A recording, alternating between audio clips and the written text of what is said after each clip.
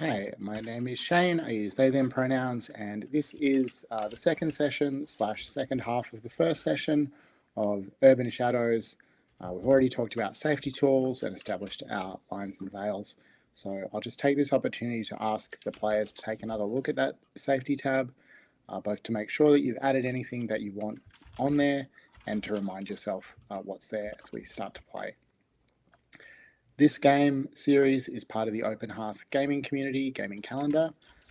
The Open Hearth is an online community that plays and discusses lots of tabletop role-playing games, especially Indian story games. If you want to find out more or play a game with us, you can check out openhearthgaming.com. We used to have a whole lot of social media accounts too, but it's 2025 and I don't know that that's true anymore. Happily, it is not 2025. In this game, we are playing Urban Shadows in London in the late 60s. Last week, we made it. Sorry, I'm just going to switch my phone to mute. I normally do that before we start. I apologize.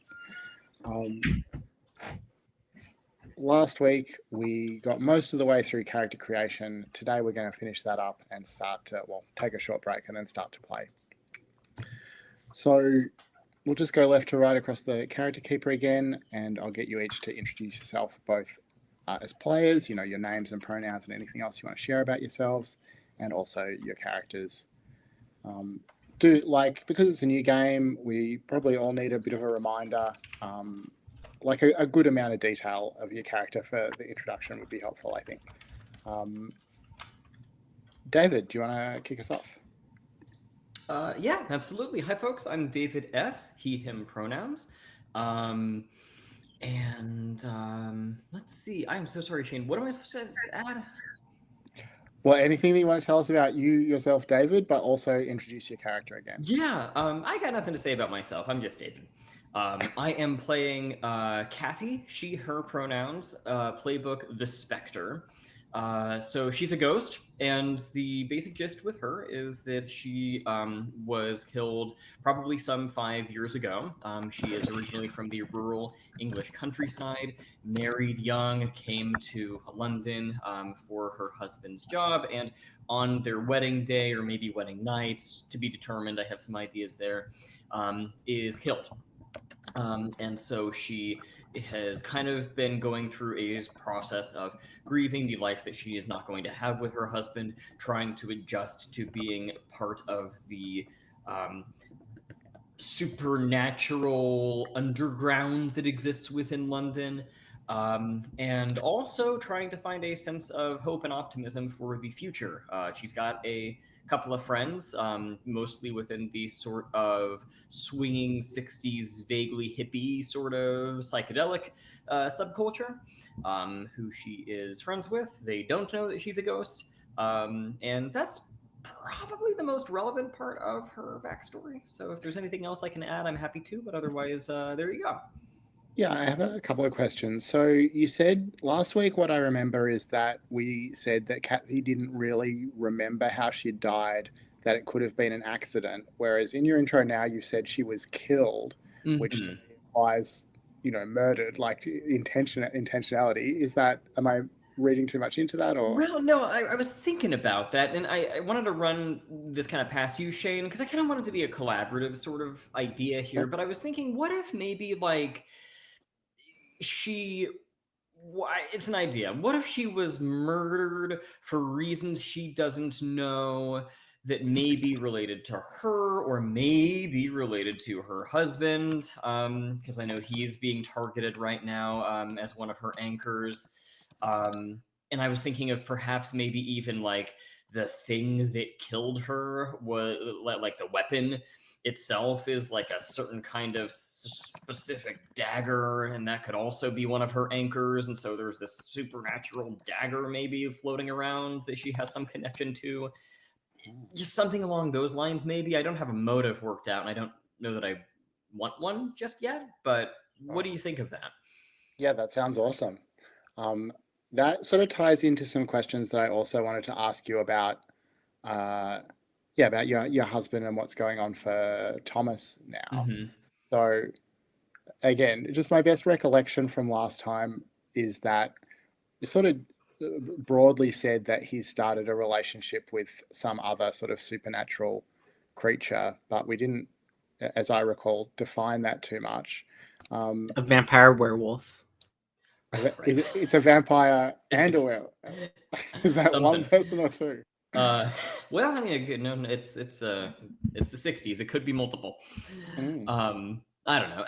I hadn't decided on a specific type of supernatural entity. I think maybe whatever you think would be a fun villain, Okay. Shane, could be cool, or perhaps a fun NPC of some kind. If you want me to have a preference, I can, but doesn't matter to me. So I'll narrow it down for you. I think we could use some night circle NPCs, which probably means it's either a vampire or a werewolf, or if you want, a hybrid vampire werewolf works for me. Or if he's dating another ghost, which would just be so rude. I mean, I did think about that. It's yeah, or a ghost. Okay, sure. It would be so rude it would be so tragic to break up with not to break up, to abandon your husband because you thought he couldn't date a ghost and then he starts dating some other ghost. Can you imagine? What are your thoughts? Of the three, I think of vampires as having the most eroticism associated with them. So I feel like vampire would be a natural, albeit, cliche, but who cares, sort of thing to go with there, if we had to pick one of those three. All right, cool. Let's have a look at what the name suggestions are on the vampire playbook, and we'll grab one of them, if that's okay. Yeah, totally. I'm just scrolling. Where are we? I got it in the character keeper here. Oh, yeah. Cleopatra, that's a good name. Can we go with that? Yeah, I love that. Because obviously it raises the question of whether she is in fact the now vampiric ancient queen of Egypt. That's great. I was thinking Cleopatra Jones. Oh yeah, another great option. Like from the blaxploitation movie? Yes. Nice. Yes, some excellent directions we could take that, and very different directions. Okay, and I think that your word choice before maybe answered this, but in terms of what Cathy thinks or suspects about this situation, and we're going to be playing to find out some of this stuff, so it might turn out in play that she's wrong.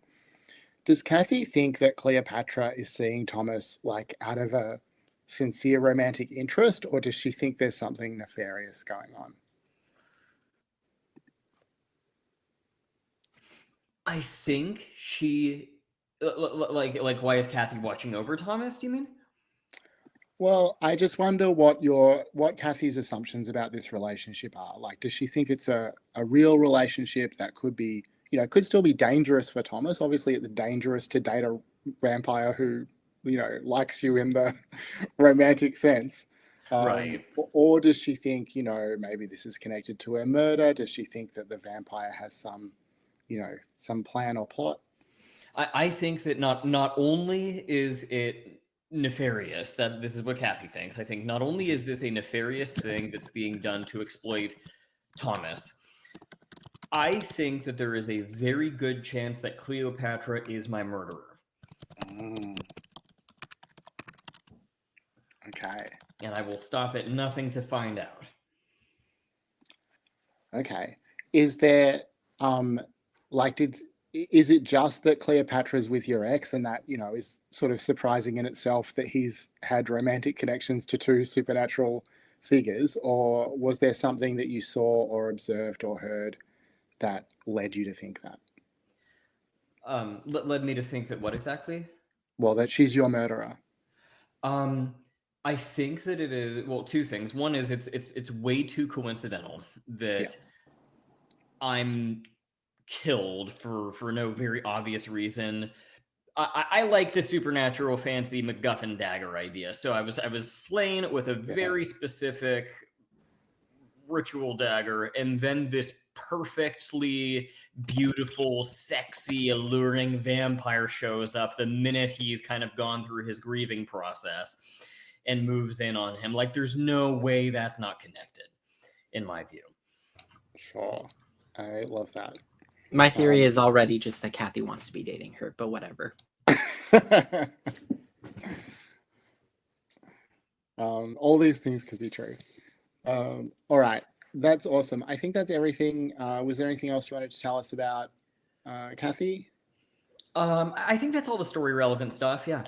All right, thank you. So going left to right across the keeper, Stephen, do you want to introduce yourself and Maximus? Yes. Hello there. I am playing Steven, pronouns he, they. I am playing Maximus, also sometimes called the Younger Maximus, if you are a member of Parliament. I am the Sworn. His pronouns are he, him. I am keeper, you might say, for a group of wizards that operate in London. Some of them may want to resurrect Arthur. I honestly don't care. But you know, we need to make certain that they don't defect to Wild, as wizards want to do. Cool. So last time you and your playbook told me that I should stat up the most propitious order of Avalon, and I sort of piked on it a bit. But between sessions, I added them to the factions tab in the Keeper, Yep. and just want to talk about the choices or I guess suggestions that I've made and whether they Sure. fit your vision. So it says that it's a size 3 faction, which means it has about 60 members. Yeah. To me, what I'm imagining is that there's an inner circle of sort of very powerful wizards and a broader network of, initiates and acolytes. And Yeah, aspirants. I think that's what we talked about last time. Yeah. Okay, cool. I gave the leader the name Desmond Beecham. I guess we'll find out more about Desmond in play. And the goal I put down for them was to maintain control of Britain's ley lines. I felt like that was a good, establishment, traditional wizard order sort of goal. And their 3 assets that they get are ley line attunement, faerie, spies and servitors, and political connections. Do you think, is faerie, spies and servitors too close to Wild already? Do you want to suggest? Oh, I mean, I think that's entirely the reason that they're so. Wizards are a little bit too close to Fae. That's the issue. All right. Cool. Let me see if there's anything else that I wanted to ask you, but I think that's all good. Yeah, all right. Is there anything else that you want to tell us about Maximus the Younger? I mean, besides the sex clubs, the gay sex clubs, which we haven't gotten into, I am, of course, investigating disappearance, possibly related to a fairy drug that one of the leadership of the most propitious order is the Impo is producing. For reasons possibly related to an eventual defection. I do have a sword wielded by rightful kings, but it's not, the sword you're probably thinking of. It's just a sword wielded by rightful kings. Not the sword. Queen Lizzie gambled it away to Sir Francis Drake on a bad horse race. All right, that all sounds great. Did we have a name for the person who's missing who you're looking for? I don't recall.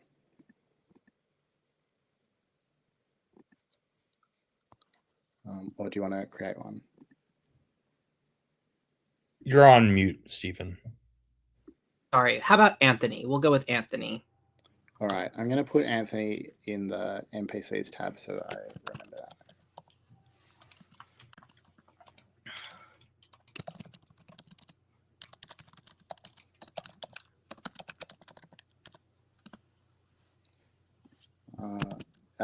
What pronouns does Anthony use? How about he, they? Cool. All right. I'm not good at NPC pictures, so if anyone is keen, has a great idea for an NPC picture, you are extremely welcome to add them to that tab. maintain that tab. You don't need my permission for any of that. Cool. So, Zeke, do you want to introduce yourself and Regis? Sure thing. I'm Zeke, he, him pronouns. I'm going to school for early childhood education. Regis is the veteran, the playbook whose shtick is mostly like being old and making stuff. So Regis is in his early 60s. He was a former member of Power. He was formerly a wizard, but he lost his power while he was saving the city from some sort of winter fae or elder god. And he kind of distanced himself from Power after that because it was just too painful to be around them. So yeah, now he's a professor. And yeah, he knows that he should stay out of the way because he is not important anymore, but he has a hard time staying out of the business of the city. Cool. This is a total tangent, but do you listen to the Yes Indeed podcast? No. This week's episode was Megay Baker talking about like children's books and role-playing games. And if you are Oh. interested in early childhood education, I think you would get a lot out of it. Yeah, that sounds It's awesome. generally cool. Okay, so I wanted to check in with you about your workroom resources that you've chosen. So you chose a library of old books, a mystical focus, and a scattering of ancient relics. And those sort of they all speak to the connection to the power that you lost, which is very on brand for your playbook. But what I want to check in about is like mechanically what your workshop resources do is sort of give you fictional positioning for the things that you're going to make and how easily you can make them. Yeah. And like all of, like if you have, I think the book gives the example, if you want to make guns, it's easier if you have machining tools, like etc. If you have the operating table, you can, heal someone easier. All these sort of suggest make it to me, maybe you have a different idea, like making basically the same sorts of things. And that's totally fine if that's what you want, how you want to be focused. But it does just mean like practically in play, I'm probably more likely to be asking more of those questions off the, the sure, no problem, but list that I get. Yeah. So maybe that's something you want to think about, or you want to leave it. I think I'm all right with that. Yeah. Okay. So my idea was mostly he lost his current power as a wizard, and so he remained the potential he had that he hadn't reached yet. So he can do rituals, but he can't do anything quick and dirty. Right. So he's mostly making charms and scrolls and stuff like that. All right. That's awesome. So next thing that we're going to do, sorry, were you going to say something? Yeah. Would it be possible for me to I put my +1 into spirit. Would it be all right if I put my +1 into mind instead? 100%. Feel free to change those around. Anyone who, Thank you. we're still really in character creation. If you want to adjust any of the choices you made, that's totally welcome. Can I ask like what led you to that, to reconsider that? Sure. So I wanted him to have a +1 in spirit previously because spirit is like the magic stat. So I was like, even if he can't do magic, he'd still have like the willpower associated with it. But it just seems like practically in terms of gameplay, a lot of their moves gear off of mind. So like the knowing people as an old friend goes off of mind. The workshop, I believe, the workshop you don't have to roll anything, but just like old friends, old favors. Yeah, sure. And That makes best sense. laid plans, both key off of mind. Cool. All right, thank you. So the next thing that we do is allocate starting debts. So I know that there was some discussion of this in the Discord. We'll pick that up in a sec. But just I think I said this last week, because we only have 3 players, I just want you each to assign one of your playbook's debts to one of the other players. That means that one of your debts will go unused for now, but I expect we'll have guests dropping into the series over the course of it, and we'll use those to entangle them with the characters. If you do have like a sick idea that you're excited about for your third debt, we can totally do that, with an NPC today as well. That's definitely on the table. Bookkeeping wise, when a debt is created, the person who the debt is owed to needs to write it down. You also need to write down the reason that it's owed, because that's part of what you need when you trigger it. The person who owes the debt doesn't need to keep a record of it for any mechanical reason, but you might prefer to have an idea of, have some records about who it is that you're indebted to. That's there's some note space on your column in the keeper if you want to do that. So, David and Zeke, I know that you talked a bit about debts in the Discord. Do you want to tell us what you've thought or talked about? Yeah, I can go. So one of my starting debt options is someone is actively watching over one of your anchors. Ask them why they agreed to keep it safe. And I think we agreed that Regis would be watching over Thomas. So we have sort of a shared investment in addressing the Cleopatra problem. But I guess it's up to you, Zeke, to decide why you agreed to watch over him. Yeah. Do you have any idea what Thomas's job was? I was thinking he might just be a coworker. Like he might also work at the university. And so I was already friends with him before he got out of mourning, and Yeah, that's perfect. So you have kind of a mortal connection to him. Yes. Great. Can I ask, do you think that you asked Regis to look over Thomas after Thomas started dating Cleopatra, or were you already sort of worried about his welfare and asked Regis to keep an eye out? I think it was after Cleopatra showed up.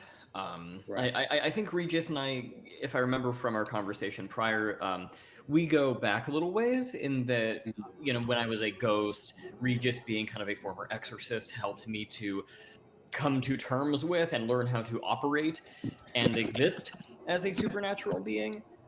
So we're on good terms.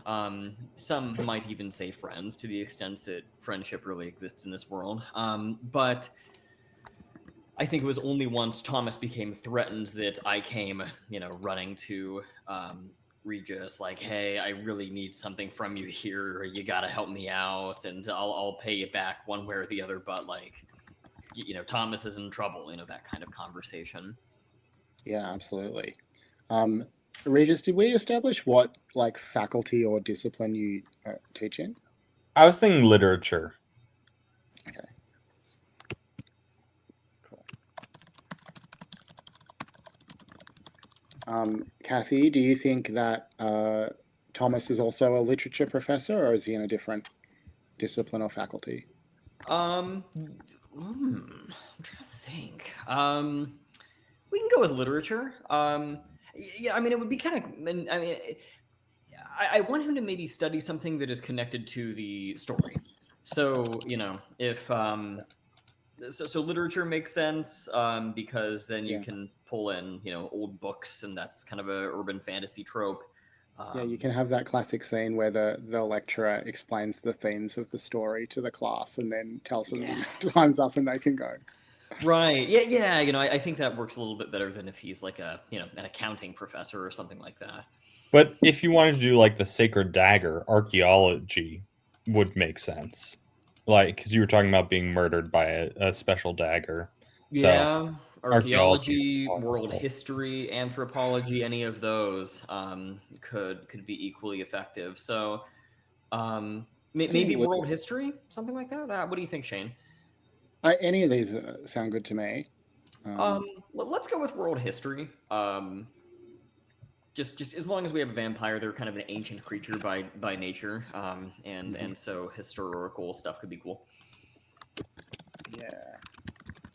Cool. And that opens up the door for bringing in ancient medieval fairies and werewolf legends, and I mean you can get very folkloric with it. So I'm cool with that. Yeah, that's awesome. All right, thank you, Stephen. Can we go to you next for a starting debt? Yeah. So, I mean, we already discussed this a little bit. I mean, Shane brought it up jokingly. Well, no, was it? No, sorry, I was thinking of something else. I think.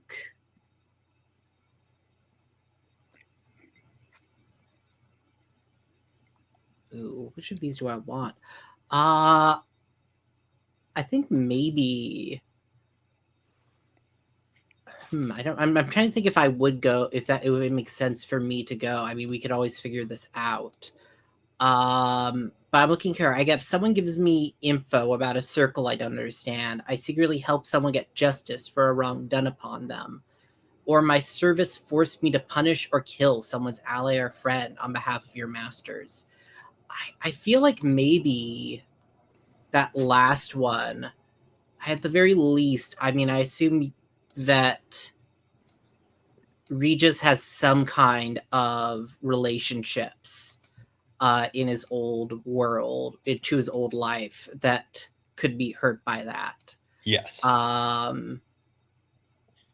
Who did I think we talked about that I haven't killed anyone yet for them, but I am wondering if like there's someone that you think I hurt in some way in punishing them. I mean, is there a special prison for wizards? Like, how are wizards punished in this world apart from the death sentence? Maybe punishment is just humiliation or, exile kind of thing. What do you? Either of you have? I wonder if there's like a brand or something that burns when they use magic. I love that. I'll just Yeah, say that sounds good. Does it just cause pain, do you think, or does it alert people when, like the wizard cops, whenever they're doing magic? Like, yeah, maybe it alerts. Maybe it alerts them when they're using magic. Sounds cool.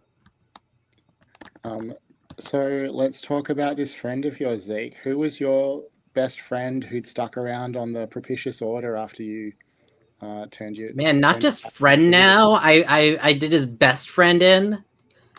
You didn't do him in. You just permanently branded him. Yeah, I don't know if I want to do Sophia, who is his. We didn't say ex-wife or just lover. I don't know if I should do that or if I should make a new NPC. I mean, wizards live a long time, so it could be like an old mentor, like someone who initially got me into this. Yeah, I love that idea. Do you have a name for this mentor? I will look in the wizard names. Always a good option. Okay,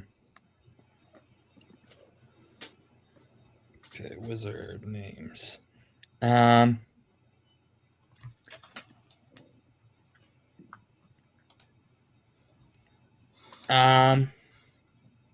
Do we think that these wizards are sexist because this would have been in like late 1800s, early 1900s, or do we think they're chill? Well, we know that they have powerful women members, but we haven't really established much about their history. I'll just do it. I'll do Vivian is the name of the mentor. And does Regis so Regis agreed not to, interfere or take vengeance on Maximus for doing this to someone you care about. But is your attitude like that was horrible? Maximus, like forsworn vengeance, but that was a terrible thing. Or do you sort of accept that Vivian deserved it in the circumstances? I think he's pissed about it, but also he's like, I am not part of it a lot anymore. So like, even though I think it's wrong, I don't really have the right to, like, I'm not part of that world anymore. I don't have the right to declare vengeance or say what he did was wrong because I don't know the circumstances. Okay. I'm hearing Regis likes to bottle up his feelings, which is Yeah, that sounds about right. all right. Cool. So, Zeke, I think you also maybe worked out with David what debt you're going to give Cathy. Is that right? Yeah, this, I don't know if it's all right because this would give more Cathy debts to me. And so I don't know if we want to have it unbalanced where like I have, 3 to 5 debts starting on Cathy and Cathy. That's fine with me. I don't mind if you have a lot of sway right at the beginning. Okay. Well then, as long as you're also tied to the other character, yeah, which yeah, you will be. yeah. So one of mine is someone relies on you for training or knowledge. Ask them why they need your help. And so, like David was talking about, I was saying, like, former exorcist, maybe I gave Cathy some pointers on being undead, being a spirit after she came back from the dead.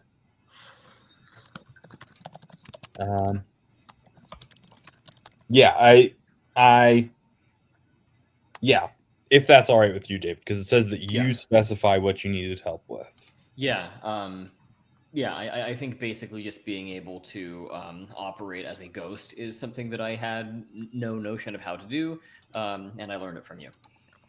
So I think I want to encourage us to get more specific with this. Like, what was the danger to you, or really, who was the danger to you that you needed mentoring to, establish yourself or survive the ghost?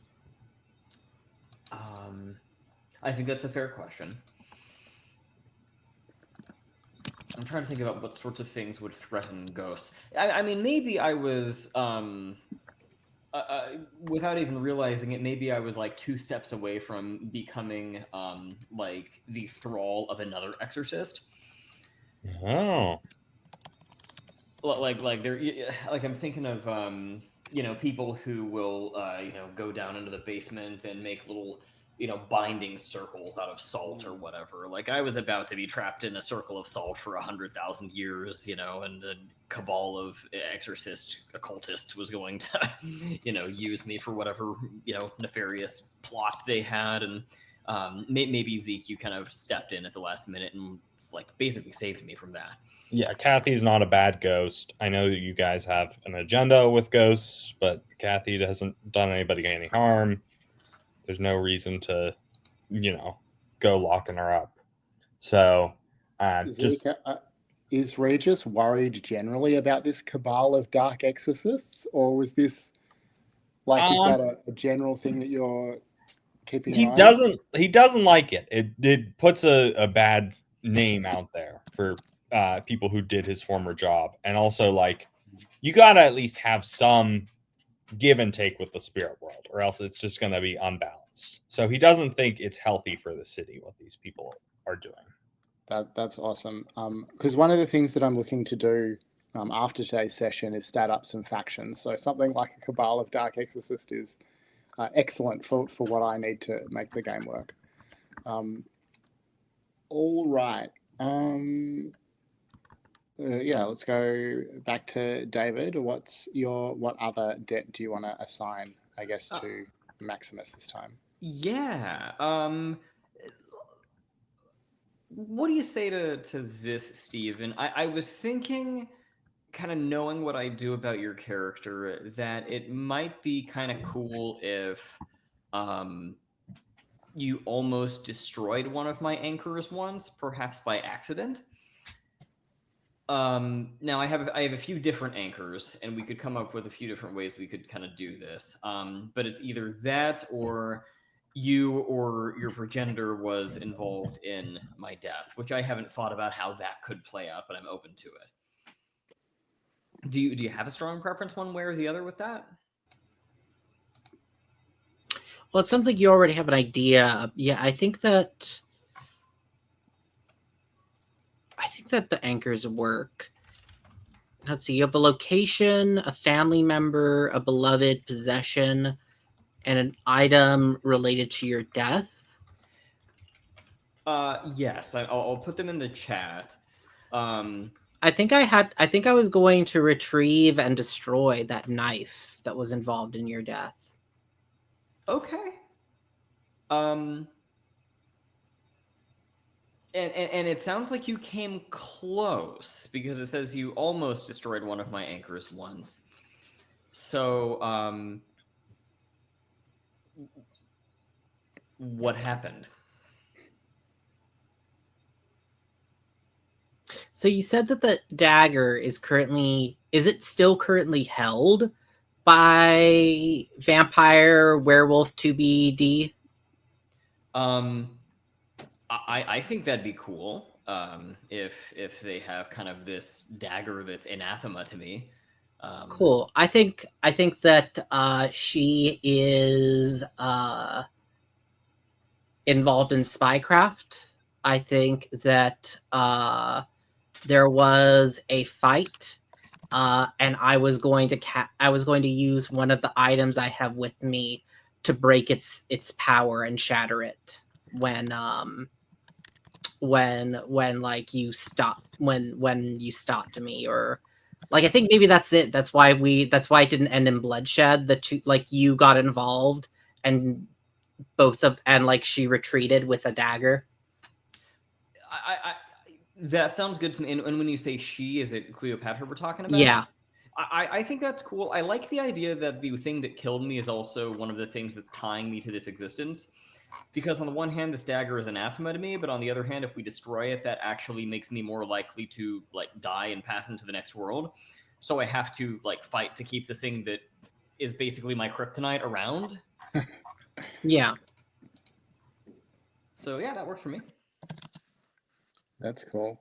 So how recently did that happen, and what's the situation with Cleopatra? Like, is Maximus actively hunting Cleopatra? Was there some other temporary resolution? I don't think I'm hunting her. I think that she's a gun for hire. Mm.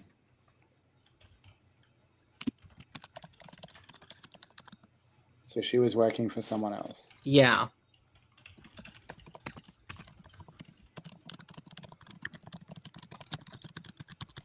See, David just nods because we're shipping the two of them more. Yes, it's all coming together. Awesome.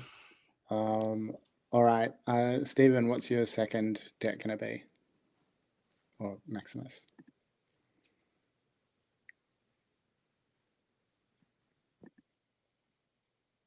Are you muted? I'm sorry. I'm looking at my other debts.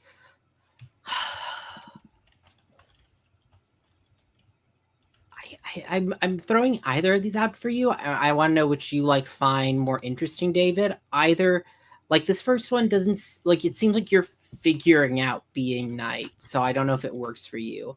Someone gives you info about a circle you don't understand, and the other is you secretly help someone get justice for a wrong done upon them.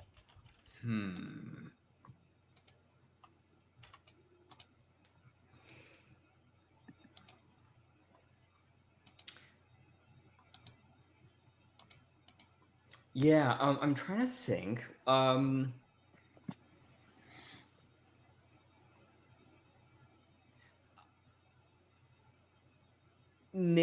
mean, we can kind of do one of two things. One is I could give you some info on the Circle of Night, right? Because I'm a member of that, and you're already trying to, at least historically, have tried to track a member of that circle in the form of Cleopatra.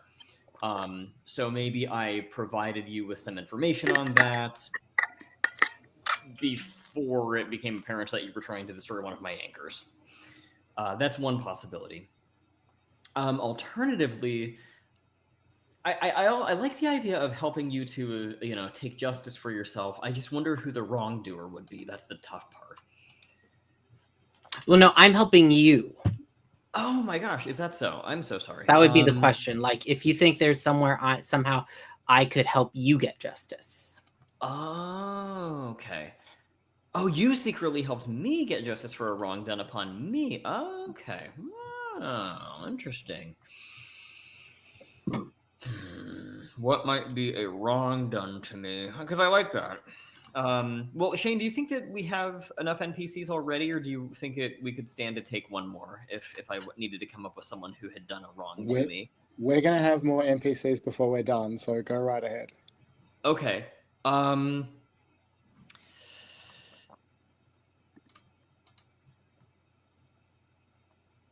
So who might have done some kind of wrong to me?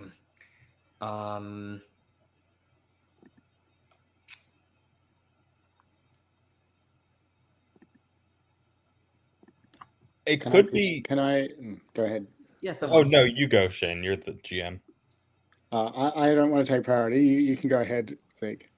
What were you I was saying? gonna say maybe you wanted to get revenge on some of those dark exorcists who tried to trap you. Oh, of course, they did me a wrong already. Of course. Duh. Thank you. So let's go with that. That sounds perfect. Does that sound good to you, Steve? Yeah, that works out. Okay.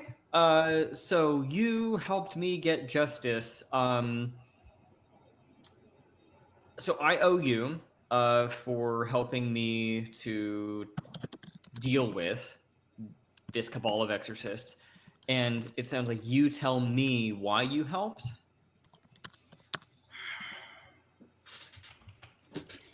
Why did I help you?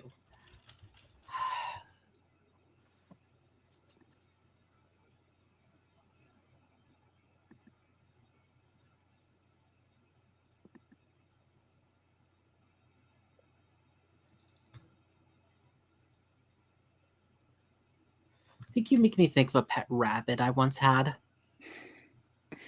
It got gored by a fox.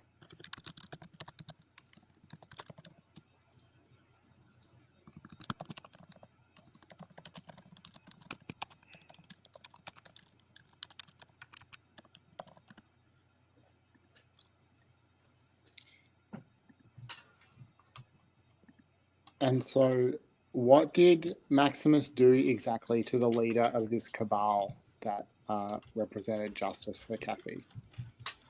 And that says I secretly. So I think what happened was that I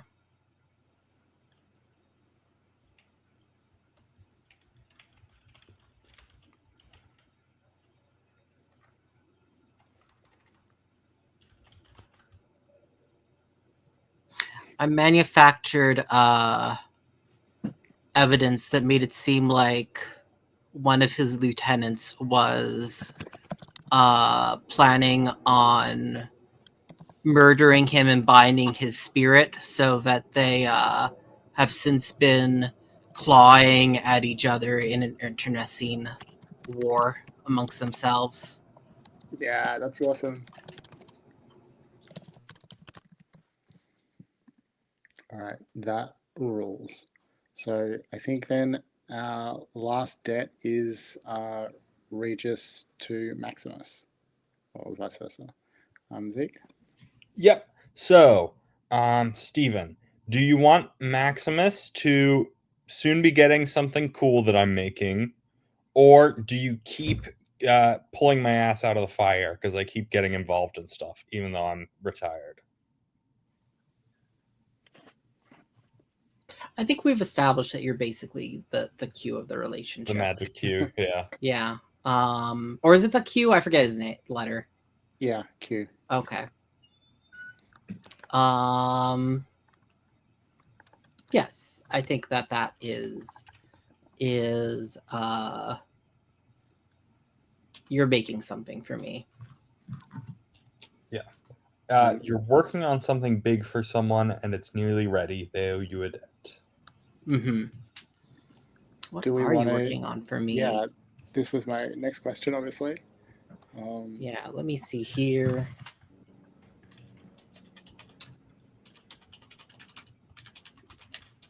Something big. I just remind myself of what you have for the workshop: mystical focus, ancient relics, library of old books. I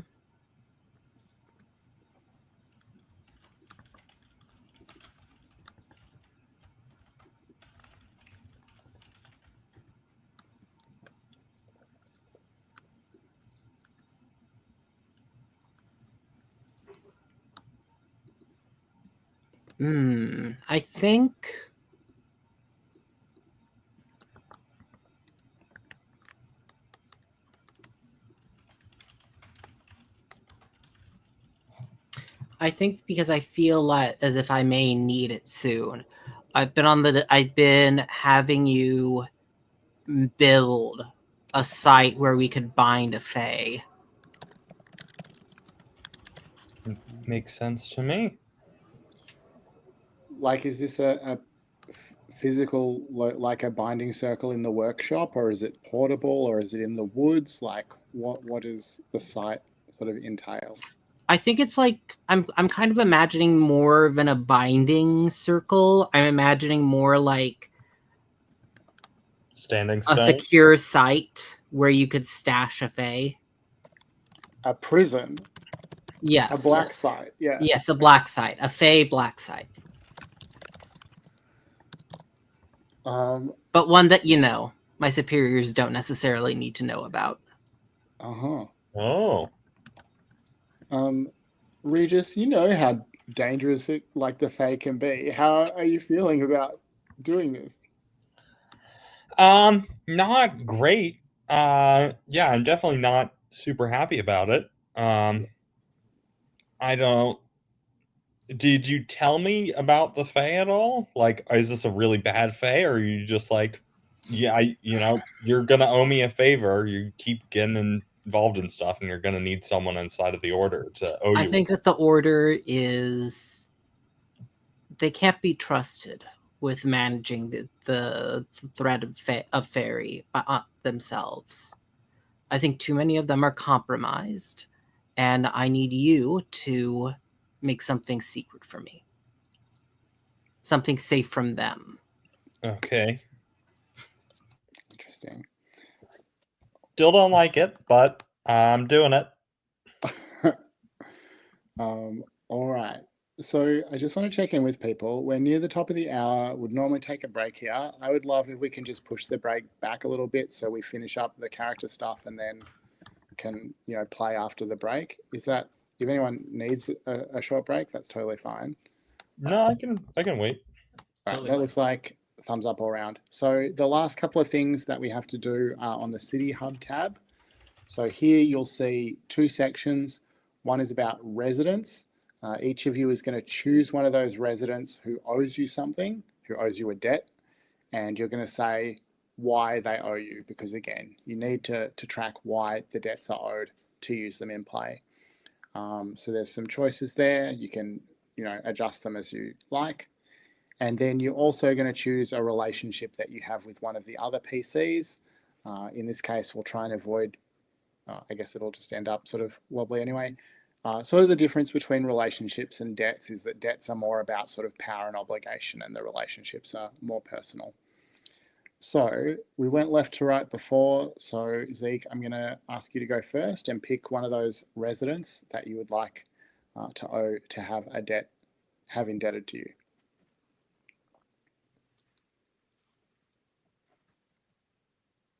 You're muted, Zeke. I think I'm gonna do K, the face selling pot, acid, and intoxicants. And why does K owe you? I think, they owe me because I don't want to go back to the Dark Exorcist. Maybe I just didn't rat them out to the most propitious Order of Avalon. Okay. Or just the cops. I mean, there's Yeah, also that's true. mundane stuff. I just want it noted that I had forgotten that I put this in here when Stephen introduced a fae LSD ring to the story. So propitious. Cool. So yeah, they owe you a debt because you didn't rat them out when you could have. I guess we should nail this down a bit more. I suggested the cops, but it could, Maximus is looking for a fae LSD ring, or at least interested in them. Is it Maximus that you didn't rat them out to? I think so. Yeah, I think I didn't rat them out to Maximus because I know that this guy didn't do it. But he might know that. And you know what Maximus intends for the Fae, like building this black site. You don't want that. You don't want Kay to end up there. That's fantastic. Yeah. All right. And what pronouns does Kay use? Let's do they them. Cool.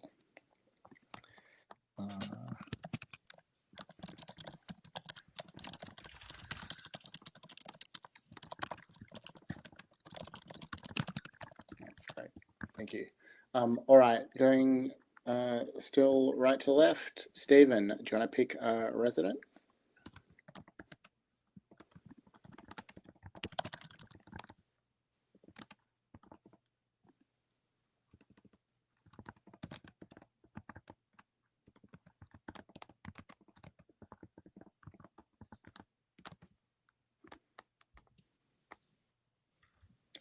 You're muted, Stephen. I'm not sure if you would. Sorry. Oh yeah, sorry. I think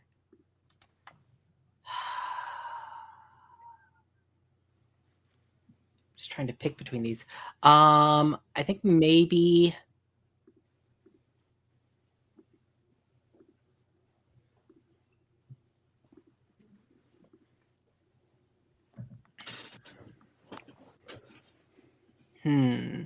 sorry, I'm just how about Mark Zhang, because I don't really have any strong ties tonight just yet. Mm-hmm. And why does Mark owe you? I think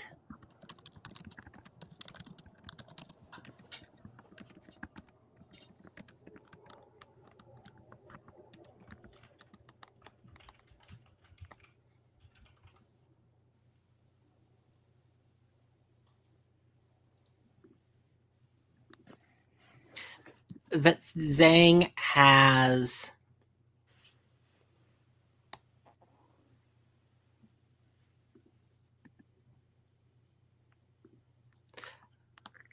clients that would rather their names not be mentioned to the most propitious order, and I have been discreet about that.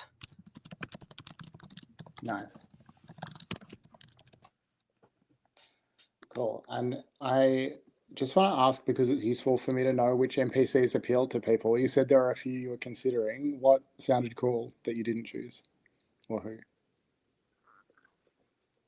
Oh, you're muted again. I keep muting myself and forget. I think they were all interesting. I think I was trying to feel out which would make most sense for me to line myself up with. Yeah, cool.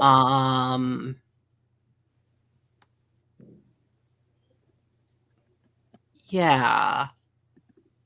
I think the only one I wasn't super looking at was Cyril, but that might be partly because I already have so many wizards I'm connected to. Yeah, fair. All right, thank you.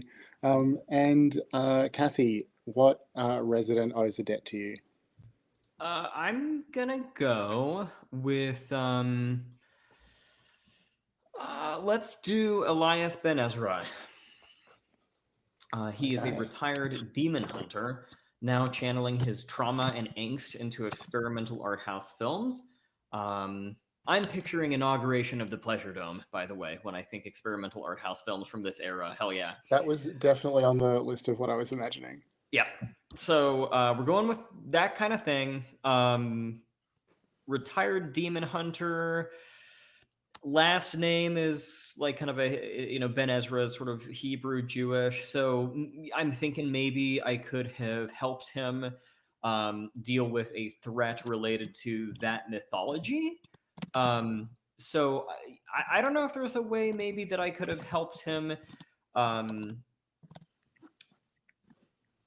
don't know, like hunt down or commune with or fight off Lilith in some way. Yeah, that rules.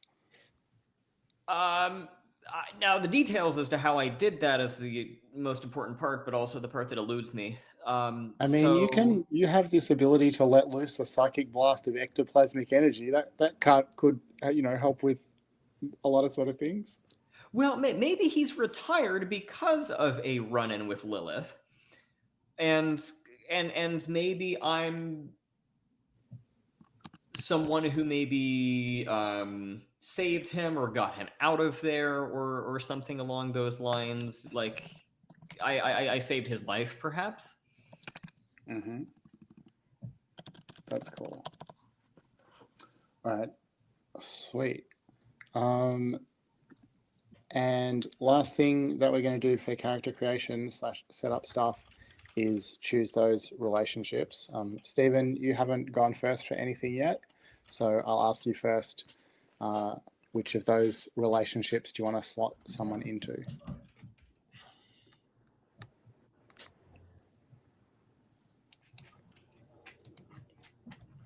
Let's see here.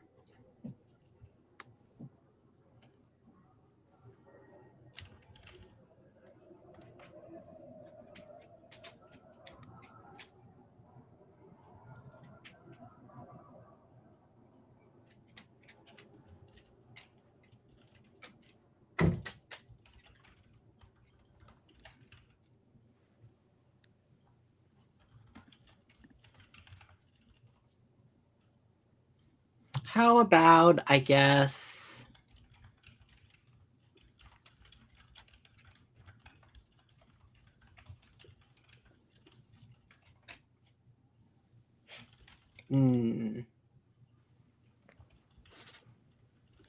yeah, I recently shared a transcendental psychedelic experience. We've had some like haunting stuff going on between you and me, Cathy. That I can imagine might have triggered some kind of psychic transcendental montage. I am all for that.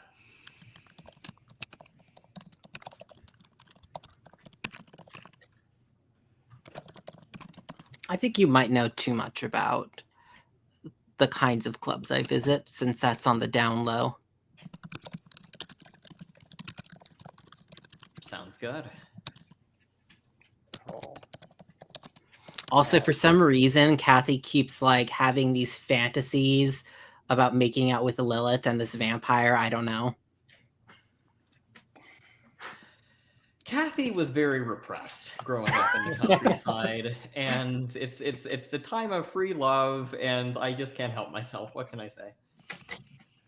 Interesting. Okay, let's see. Regis, why don't you go next? Pick a relationship. All right. I super feel like special edition of Underground Newspaper is cool. But I'm not sure if any of the other characters super feel like they write in underground newspapers.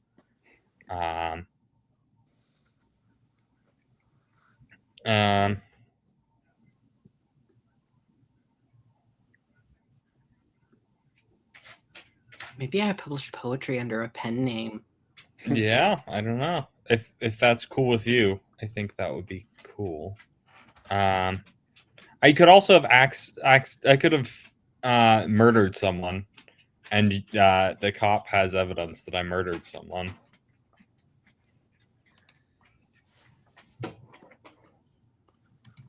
Which of those are you more drawn to? I like the underground newspaper more. Okay. So, Maximus writes in underground newspapers. Yes, I think maybe there are several editions of very scandalous things I have written for newspapers under a pen name. Okay. And what's the other part of that? So you're being prosecuted. You've been charged with criminal obscenity for your part in this newspaper. Who do you blame for the prosecution? I mean, it sounds like Maximus might have done the obscenity part, but like I think I probably roped him into it. So I feel like I blame myself. Oh yes, I was going to say that I blame Regis 100%. Okay, I'm interested because that is totally fine as an answer. I was thinking that you might, imagine that your enemies had arranged. Yes, if there was someone else we blame other than other than ourselves. I mean, I still blame Regis, but I guess we can blame someone else too. If not, that's totally fine. It might be, it might come up in play that there is someone to blame, or it might just be a thread. Yeah, is there anyone who I blame?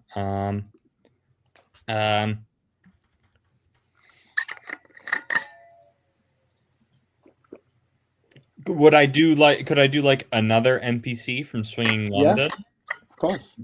Maybe Ryan Swift, the imp. I foiled him one day back when I was an exorcist, and now he's got it out for me. Okay.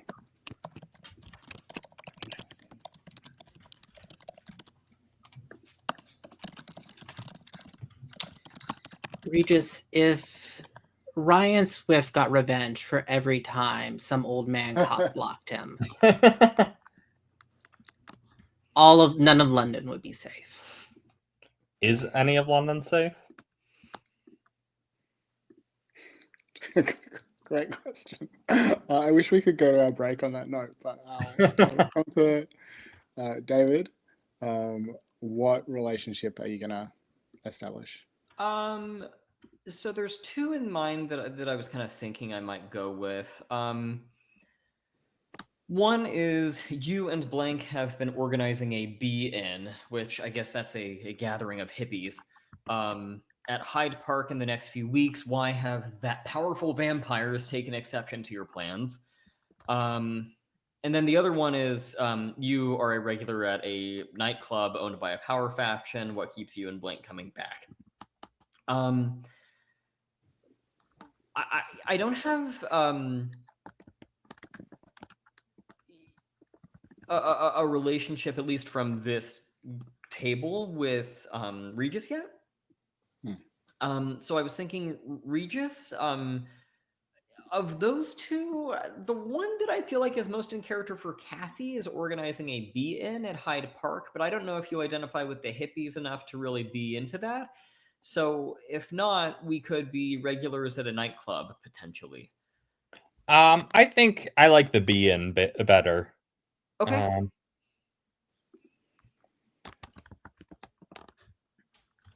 So why have powerful vampires taken exception to your plans? I mean, because undoubtedly it's happening.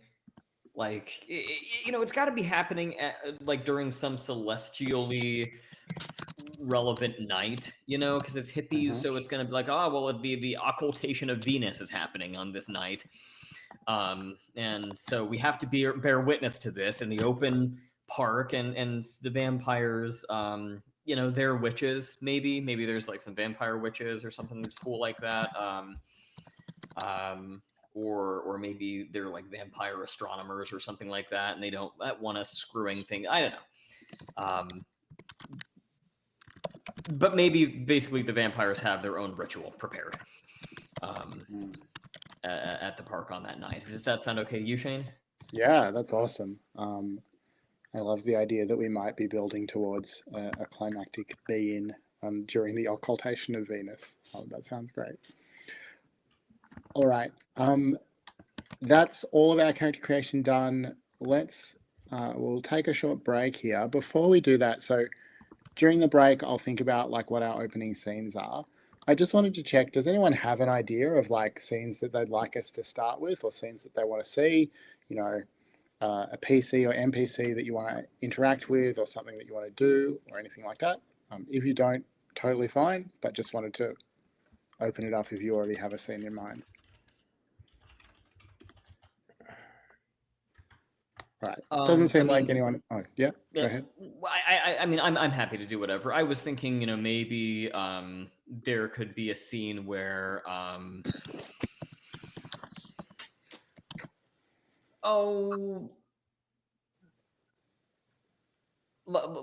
like maybe we're trying to heist the dagger or something like that. If we want to open things up with a bang. Interesting. That's a cool idea. Anyone else? No? Okay. So in that case, let's take 10 minutes. I don't know. I need to make a cup of tea. Maybe it's more like 15, but is that okay if we say a sort of vague 15? That would be great. All right. Thanks very much. I'll see you shortly. The idea of getting the dagger, that was totally just like a brainstorm. Like if we want to start things off with a bang kind of thing, I'm not attached to it. Cool. I think that's a cool idea, and we'll do some stuff to set it up. Cool.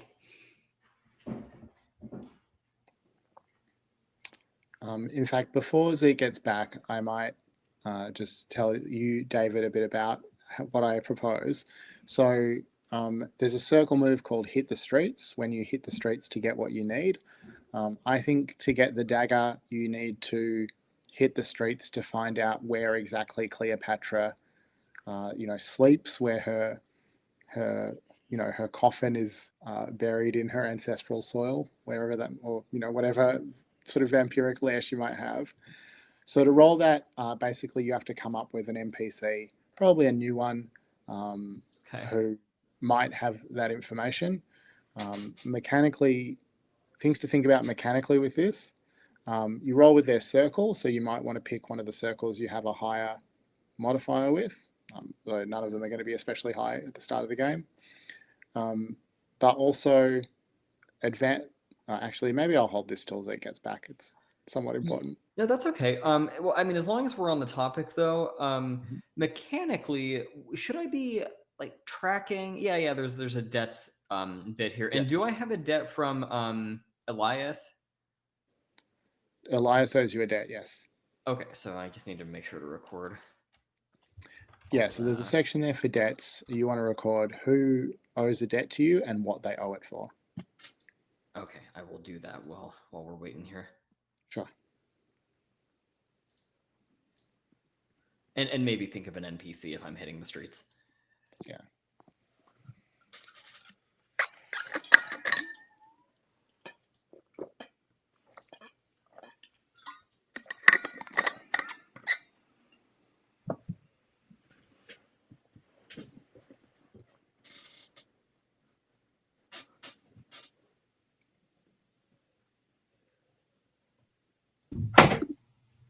Sorry, guys. You're right. All right. So, sorry. Oh, I was confused about whether that was my phone. No, that was mine for the 15-minute timer. Yeah, that's cool. All good. So we were just talking about we're going to set up a scene where Cathy is trying to find out where exactly Cleopatra's lair is to try and track down this dagger. And my suggestion for how to approach that is using the circle move, hit the streets when you hit the streets to get what you need. So I've asked David to think about who might have that information, who they're going to go to for that information. Relevant considerations here are that you're going to roll with the circle that the person belongs to. So when you can always just invent a new NPC for this move, but you'd be thinking about what circle they're in. Want to consider their modifier, but you also will want to consider that one of the main ways that you advance, or the way circle advancement works, is that you have to tick each of the circles. So you mark a circle when you make a circle move, like hit the streets, trigger an intimacy move, cash in a debt, honor a debt, or make a move that tells you to mark a circle. So basically the idea is that you have to interact with all the circles in the game to advance in that way. You can also advance through corruption. That's kind of a different thing, but that's how it works. So did that all make sense? More or less? I think so. So just to be clear, to advance in circles, you got to get, is it 3 ticks or 1 tick in each of the 4 circles? So 1 tick. The ticks above the ratings are the ones for the advances. Oh, okay. Okay. So I have 0 as of right now in any of them. Yes. So the ticks below are your status in the circles, which everyone I think will just start with 1 status in their own circle. Okay. Yeah, that works for me. So who are you going to go to try and find out where Cleopatra lairs? I think I'm gonna go with Knight, because Cleopatra is a member of Knight. I'm a member of Knight, and so it makes sense to go that direction with it.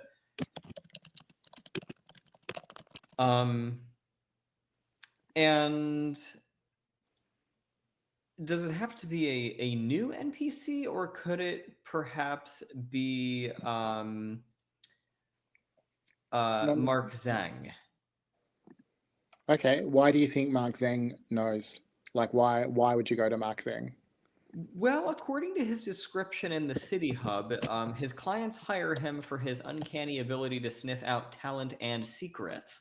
So maybe he, not to make too many werewolf jokes, Sorry, kind of has his sorry, nose I just need 1 sec. Yeah.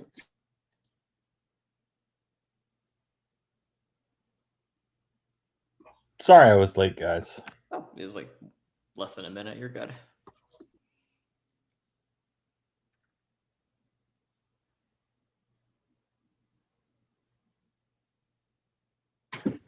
Sorry, my housemate was just asking me something. That's cool. I have totally lost the thread of what we were talking about. Mark Zhang. Mark Zhang was who I was thinking of, just because he seems to be sort of like an information broker if people are hiring him for his ability to sniff out secrets. So perhaps I go to him. Okay. So because I want this to be like a dynamic opening scene, you're not going to find him, in private somewhere quiet and discreet. Do you find him at an art opening? Do you find him at the werewolf bar where he hangs out? Where do you go to speak to Mark? I like the idea that it's night, and it's the opening premiere of a somewhat transgressive underground art gallery. So this is not high culture. It's a lot of people who would like to think they're high culture, but the artwork itself is so off-putting, strange, and maybe in poor taste. Your standard fare aren't in attendance. Okay, cool. And have you brought? I mean, Regis is sort of involved in in protecting Thomas for you. Is Regis with you? I'm sorry.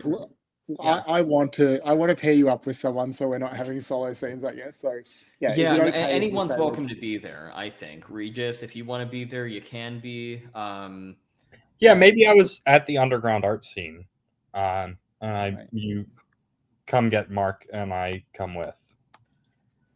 Okay. Yeah, and Maximus, I'm going to ask you shortly, like what's brought you to this art opening. So it sounds like there could be lots of different important supernatural figures here checking stuff out. It could be that you're an art fan, could be some other reason, but I'll come to you in a sec. All right. So, Cathy, are you going to try and pull Mark aside? He's going to be busy talking to a lot of, important potential buyers, potential clients. What do you think? Yeah, I'm not going to literally pull him aside, because I'm only going to be manifested in such a way that I can be heard and seen, but not touched. Amazing. So he'll hear my voice, and I'll be sort of this shadowy, vaguely ethereal force in maybe, one end of the room that no one else seems to notice. Well, I think if you can be seen, you can be seen, right? Is that Well, how yeah, it yeah. No, works? I don't mean like I'm literally invisible or Right. anything like that, but I'm trying to be. I'm not trying to Okay. stand out, I guess. Yeah, no, I'm noticeable in the literal sense. Yes. Okay.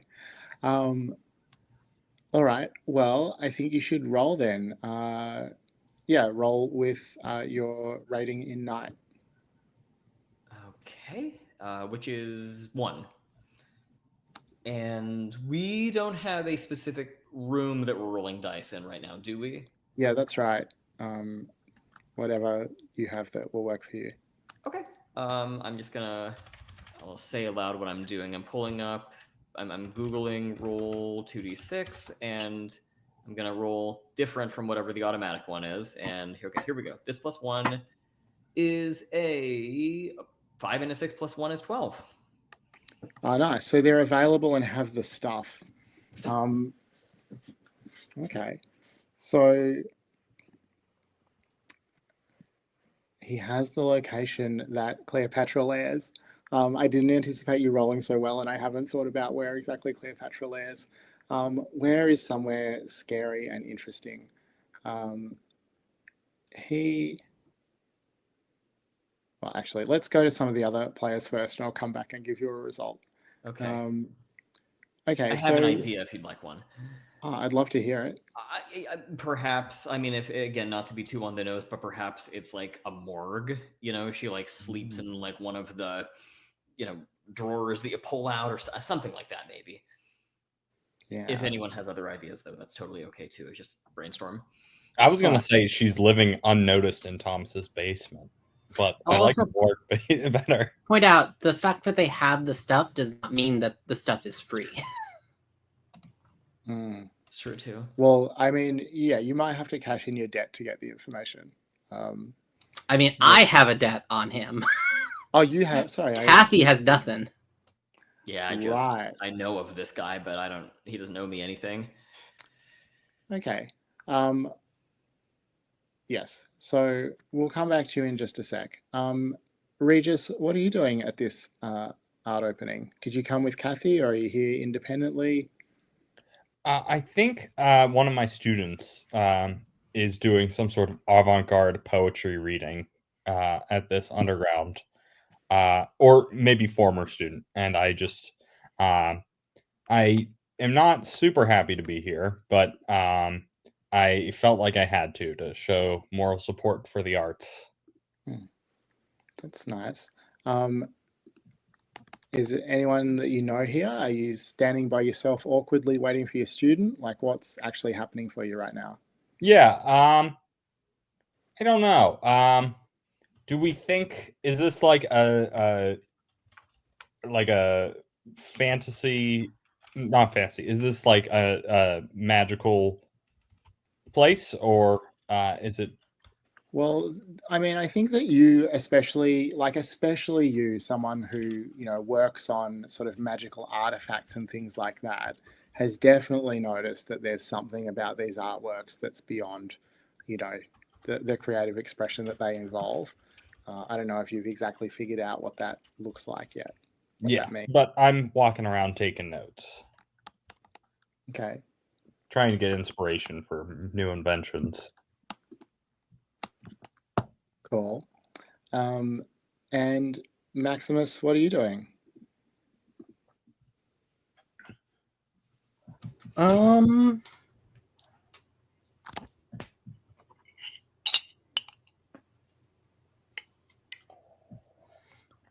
Have you come here as part of your official duties, or are you here as a, poetry appreciator?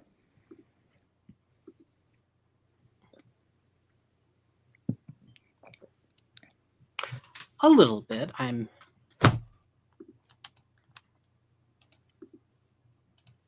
here as certainly an appreciator of poetry, at times an appreciator of Mark.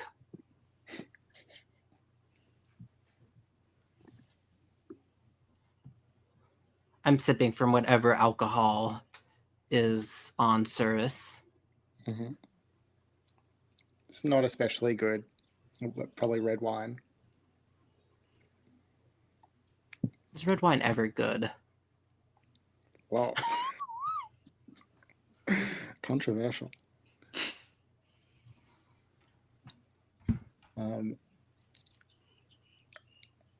And what makes you think that trouble's about to break out? Well, it's one of Mark's art shows, but beyond that, I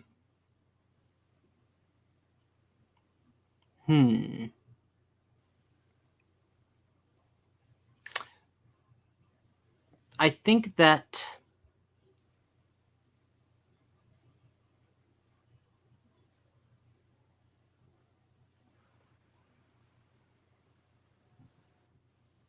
there is a crowd here that you would not expect to see at an art show. I think that there are at least, I've counted a number of people that have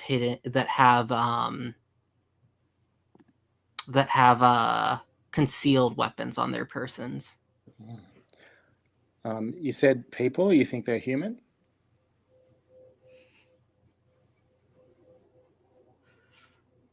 Well, I never said human. Okay. People in the broad sense. They may be. All right. And what are you doing about that? Are you doing anything?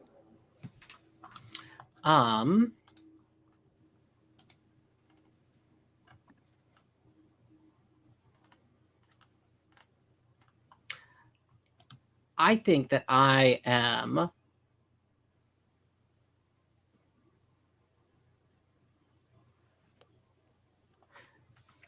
I am watchful to see what exactly is happening here, as I sip at my inevitably bad red wine. Yeah. And I think I am studying a place of power. Okay, cool. I just wanted to ask a question. Do you carry your legendary sword everywhere? Like, do you have a sword strapped to your back right now, or is that only for ceremonial or, appropriate occasions? No, I think I have my gun on me though. Okay, cool. Well, go ahead and roll to study a place of power. So it's a night gallery. That is, I believe, let me check my character sheet here, a 7. Let me check night. And for that, I get, on a hit, I see below the surface to the reality underneath. The MC will reveal an area, NPC, or item located within that is not what it seems. Something that's not what it seems. So I think that what you... Oh. All right, I'll come back to you as well, because I want to go back to David and give Cathy her move result. So Mark Zhang eventually disentangles himself from the, people that he's been glad handing and makes his way over to you. And he says in a somewhat clipped tone, I'm very busy this evening. You could have picked a more convenient moment to come here, but I have what you want. And he holds up a small folded piece of paper, the address or the location where Cleopatra maintains her lair. And he sort of reaches as if he's going to give it to you and then sharply pulls it back and says, what's in it for me? I should have thought of that before I came here.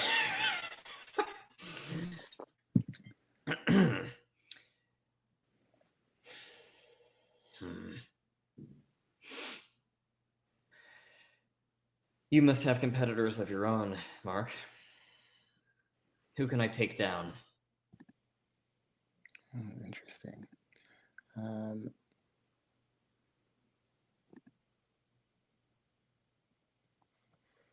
Okay. Well, he will happily tell you that he's been having trouble with a goblin gang. They keep trashing his, gallery across town, asking for protection money, or protection artifacts. They don't even want money. They're goblins. They want all kinds of strange things. It's getting, anatomically specific in ways I don't care for. You run those goblins off, and the information you want will be yours.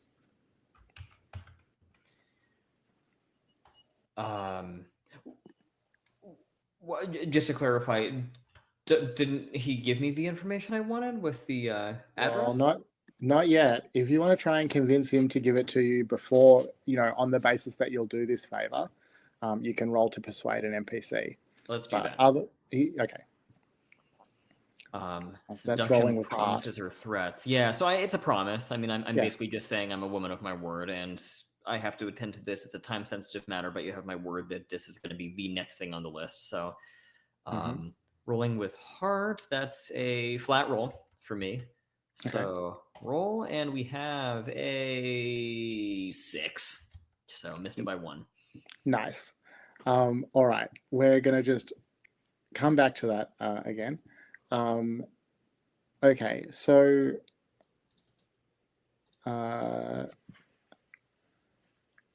let's see. So Maximus just studied a place of power, and what you realize is that the weapons that those people are holding are enchanted. That they don't fire bullets; they fire curses. That's heavy, unusual firepower to bring to a place like this. Even noticing it puts them, is going to put them in conflict with, someone like Mark Zheng, who's not really vulnerable to conventional weapons and wouldn't think twice about just having a gun in his gallery. What do you do?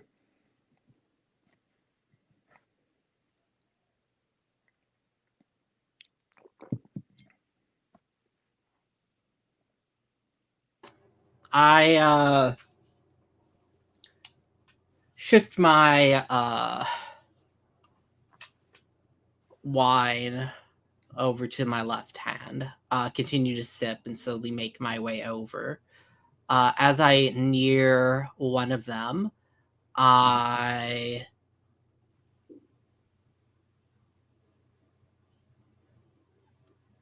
let my hand drop to my pistol and whisper to one from behind, no,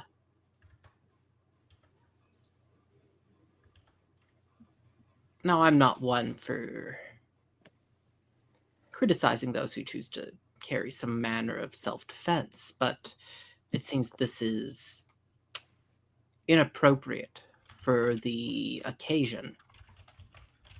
Would you care to give me some explanation as to what's going on here? I jab it into the small of this person's back.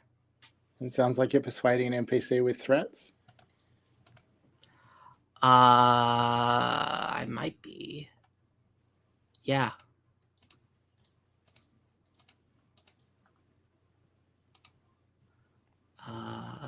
Okay.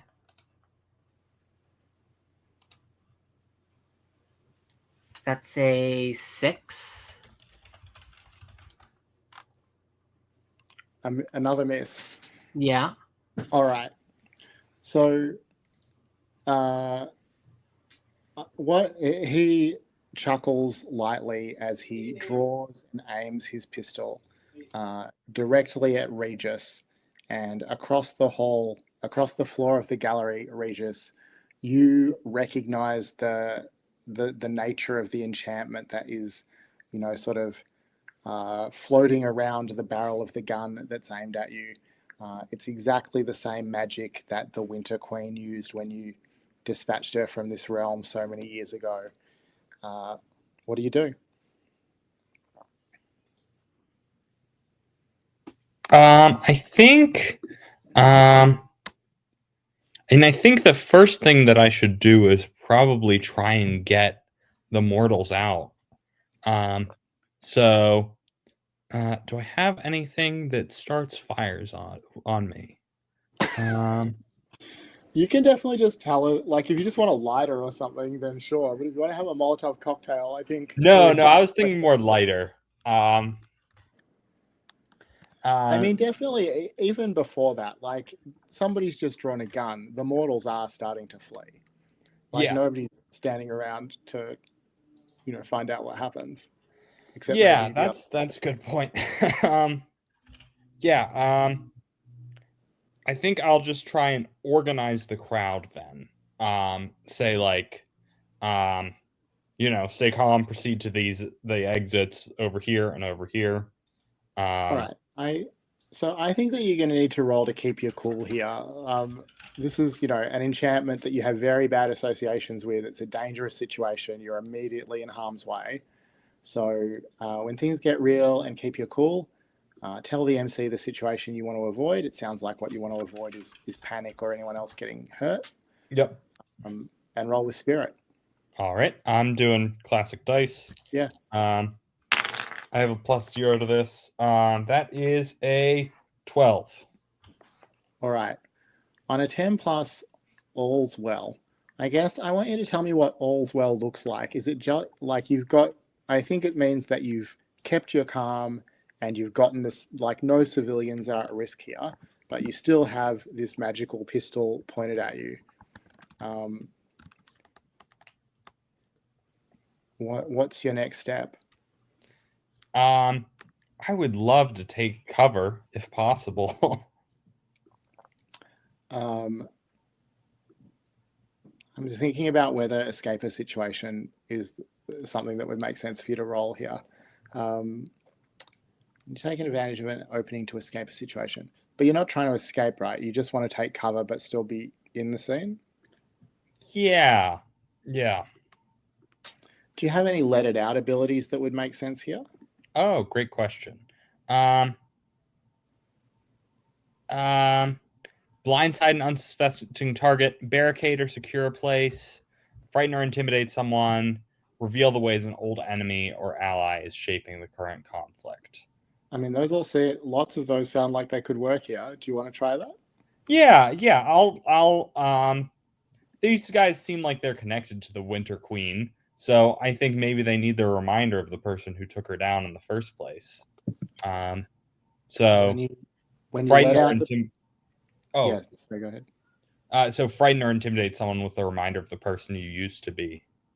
When you let out the power within you, choose an ability from your playbook. You've done that, and roll with spirit. Okay, and this can give corruption, right? It can. Okay. Well, that's a 7, so not great. So on a hit, that's a hit. You mark corruption and activate the ability. The MC tells you how the effect is costly, limited, or unstable.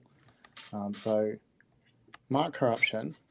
Alrighty. Can I just check before I decide what else happens here? You're not here next week, right? You're going to miss the next session? Yes, I am out next week. Okay. All right. So tell us what it looks like. How do you reveal your old self to them, or like, what does it look like? I think I take out some like just like some like magician supplies, like not like actual magic user, but like magician, and I like throw down something that does smoke and fire and explosions, and be like, "Don't forget that I was the one who banished your power broker to the outer depths of the fairy wilds. I remain a measure of power that none can take from me." Nice. So they are definitely frightened, disoriented. The one who was looking like he was about to pull the trigger sort of falters and looks around to his allies for a moment. Maximus, you've still got a gun in the ribs of this person. What do you do?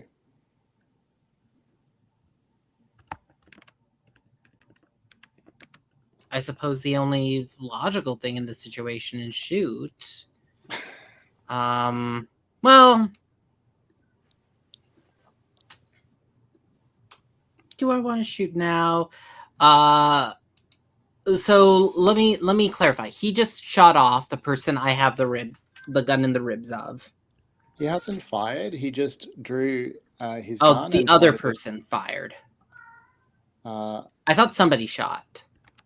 don't think anyone's fired yet. Oh, okay. Never Regis mind. has sort of performed a display to intimidate them. I see. I misunderstood. I'm going to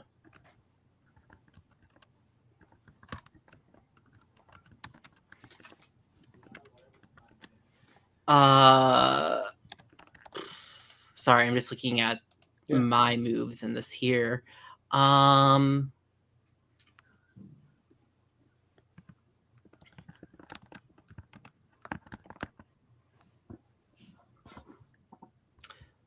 gonna try to kick. I'm gonna try to. How close? So, how many people are there here with guns then altogether? I think you said there's a few. Let's say there's 4. Okay.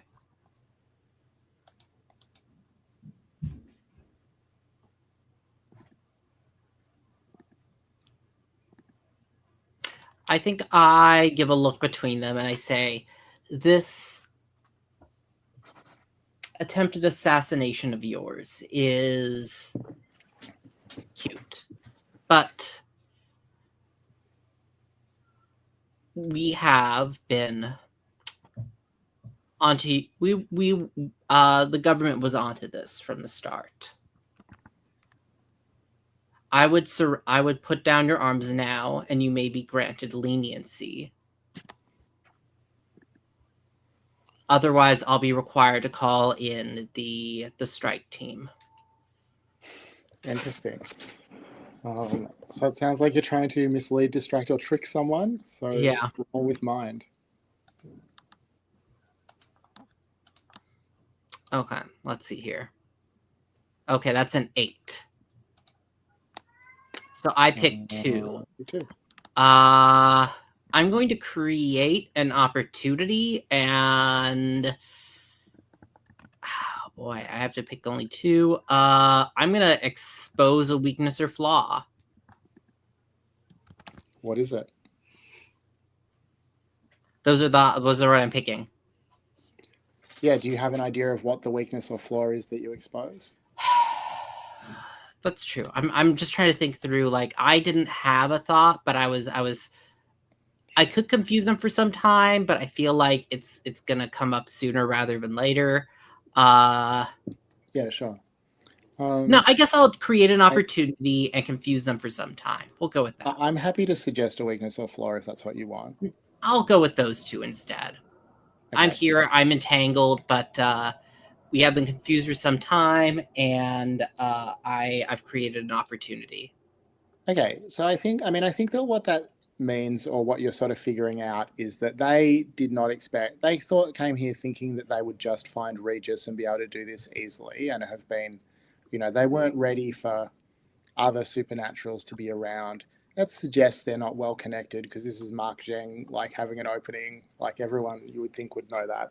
So you don't think they're like high-level players or anything like that. Cathy, Mark looks at you and said, well, if we didn't already have a deal, I would ask you to help me with this. What do you do? Trade you. Well, I would be in your debt. Tell you what, I help you with this. We call it even. You give me the address. Oh, fine. And then I turn and look at what's going on and realize I might have promised more than I can actually provide, but no time to go back on that now.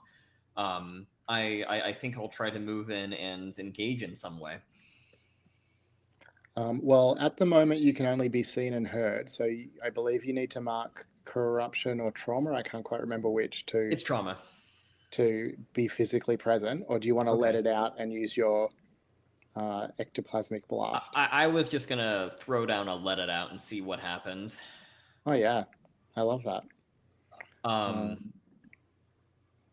So we're looking at some number of these guys with curse guns, and I suppose I can only target maybe one of them. Well, let's see how your roll goes. That's fair. So roll with spirit. Okay, +3. That's where I sunk all my points. So let's go. Here we go. Okay, I am not making this up. I just rolled boxcars. I'm gonna step away here and if I can send a screenshot or something, I will. But that's a 15. All right. So what does it look like as you unlock? I mean, we're going to say that that's enough to take out these goons. What does it look like? Well, I mean, it's tricky. It's a 12 plus, so my powers or abilities manifest in an unexpectedly useful way. And does this apply here? I have that conduit move that says advance, let it out for all characters in your presence, including yes, yourself. you're right.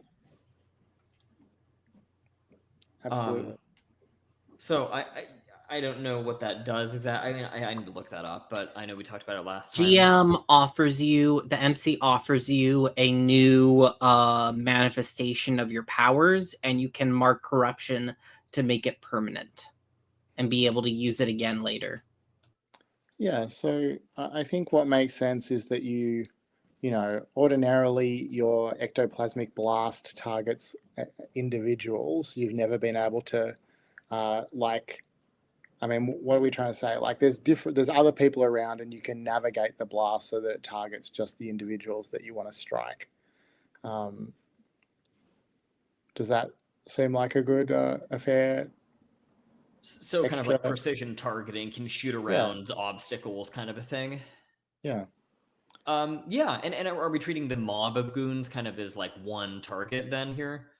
Well, because you've rolled a 15 and you have the advanced version, yeah, we're going to say that you can target all of them. Okay, that sounds perfectly fine to me, and I'll just note that that's a thing that I can do now, if that's good for you. Well, it is if you mark corruption for it. I will. Yes. All right. So the goons are taken out. We're basically at the end of our time. I need to wrap up quite soon and won't have time for stars and wishes. And we can call that the end of a scene. So I think it makes sense to pause here. I think I'll try and do a faction turn before next week because I think it will be fun. That means some time will pass. Regis will be away for a while, maybe laying low or licking his wounds after all of that. But yeah, let's finish up with a round of stars and wishes. So if you haven't done this before, a star is something in the session that you especially enjoyed or appreciated or would like to see more of, and a wish is something that you would like to see in future. I think I'm gonna go first. Stars to everyone for sticking with the extremely protracted character creation across 2 sessions. I'm really excited about these characters and the different NPCs and factions for them to interact with. My wish really is, I think I was fine. It's been quite a while since I ran a PBTA game. I realized I'm a bit out of practice on complications and missed results and things like that, and I just look forward to refamiliarizing myself and getting up to speed with that stuff. Maybe we'll go left to right across the keeper if that's okay. David, any stars or wishes? I just mean stars to everyone for character creation. I think we're all really well entangled. I think wishes wise, if we can get Cleopatra on the scene sooner rather than later, that would be cool. I think we could get some very interesting entanglements with her, and to Stephen's point, I don't know if I'm going to kill my husband's lover or steal her. Play to find out. But I'll be curious to see what happens there. So that's maybe a wish of mine, is to just see what my relationship with her turns into. Sick. I love that. Thank you. Stephen, stars or wishes? And wishes? Sorry. Yeah, I enjoyed things. I liked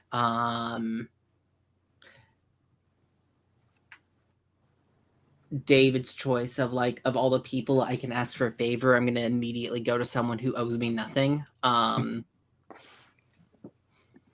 That was enjoyable, and I think the framing of the scene at the art gallery was really nice, Shane. And yeah, I enjoyed myself. Cool. And Zeke, stars and wishes? Yeah, stars. I thought that you made the city hub and relationships for Swinging London, right? Yeah, like adapted it from what was in the book. Well, I think it's very cool. Um, Thanks. I also sorry, I had a good time. I thought everybody did a great job.